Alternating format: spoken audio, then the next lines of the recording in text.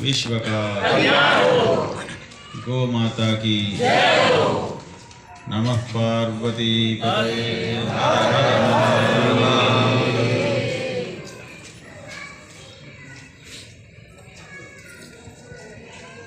इस संसार में दो तरह के लोग हैं और इन्हीं दोनों के मिले जुले रूप भी कुछ हैं, उनको तीसरी श्रेणी में गिना जाता है। कौन है वो? एक हैं लेने वाले, दूसरे हैं देने वाले, और इन्हीं दोनों से मिल करके एक प्रजाति है जो कुछ लेने और कुछ देने में विश्वास रखती है कि चलो लेन देन परस्पर करते रहें। लेने वाले, उनको आसुरी प्रवृत्ति के अंतर्गत रखा जाता है।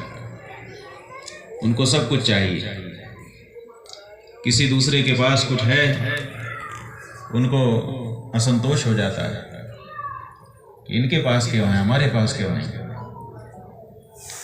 जब आपके मन में ऐसी भावना आने लगे, समझिए आसुरी प्रवृत्ति पनप रही।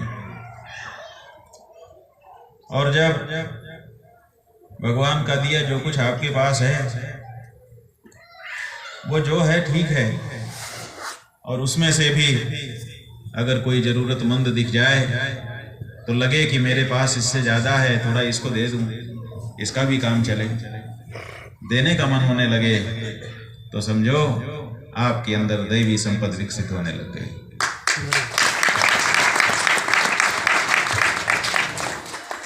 तो हमने बताया कि दो तरह की संपत्ति है, एक दैवी संपत्ति और एक आसुरी संपत्ति, और ये हमारे बीच में ही पनप रही है।